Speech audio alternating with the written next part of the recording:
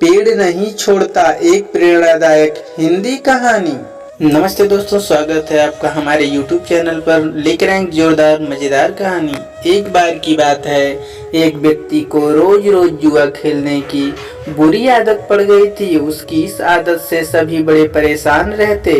लोग उसे समझाने की भी बहुत कोशिश करते कि वो एक गंदी आदत छोड़ दे, लेकिन वो हर किसी को एक ही जवाब देता, मैंने ये आदत नहीं पकड़ी, इस आदत ने मुझे पकड़ रखा है। और सचमुच वो इस आदत को छोड़ना चाहता था, पर हजार कोशिशों के बावजूद वो ऐसा नहीं कर पा रहा था। परिवार वालों ने सोचा कि शायद शादी करवा देने से वो ये आदत छोड़ दे, तो उसकी शादी करा दी गई। पर कुछ दिनों तक सब ठीक चला और फिर से वह जुआ खेलने जाना लगा। उसकी पत्नी भी अब काफी चिंतित रहने लगी और उसने निश्चय किया कि वह किसी न किसी तरह से अपने पति की इस आदत को छुड़वा कर ही दम लेगी। एक दिन पत्नी को किसी सिद्ध साधु महात्मा के बारे में पता चला और वो अपने पति को लेकर उनके आश्रम पहुंची। साधु ने कहा, बताओ पुत्री, तुम्हारी क्या समस्या है? पत्नी ने दुख पूर्वक सारी बातें साधु महाराज को बता दी। साधु महाराज उनकी बातें सुनकर समस्या की जड़ समझ चुके थे और समाधान देने के लिए उन्होंने पति पत्नी को अगले दिन आने के लिए कहा। अगले दिन वे आश्रम पहुंचे तो उन्होंने देखा कि साधु महाराज एक पेड़ को पकड़ के खड़े हैं। उन्होंने साधु से पूछा कि आप ये क्या कर रहे हैं और पेड़ को इस तरह क्यों पकड़े हुए हैं? साधु ने कहा, आप लोग जाइए और कल आइएगा।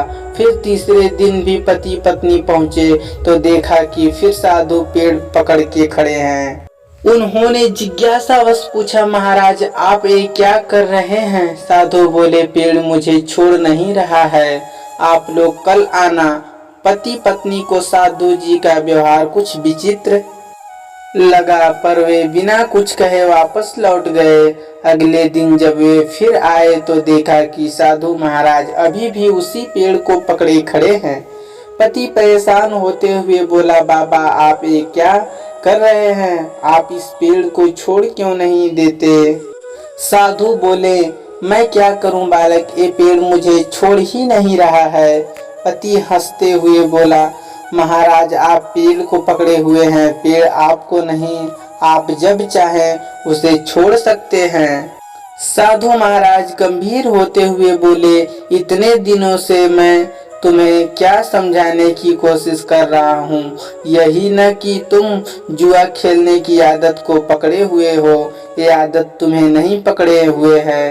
पति को अपनी गलती का एहसास हो चुका था। वह समझ गया कि किसी भी आदत के लिए वह खुद जिम्मेदार है और वह अपनी इच्छा शक्ति के बल पर जब चाहे उसे छोड़ सकता है। यह कहानी पूरी देखने के लिए आपका धन्यवाद। अगर आपको ऐसी कहानियां सुनना है तो हमारे कमेंट बॉक्स में जवाब जरूर दें और हमारे चैनल को सब्सक्राइब जरूर करें। आप भी अपने जीवन में ऐसी घटनाओं से परेशान हैं तो खुद सोचिए, यह दूर जरूर हो सकती है।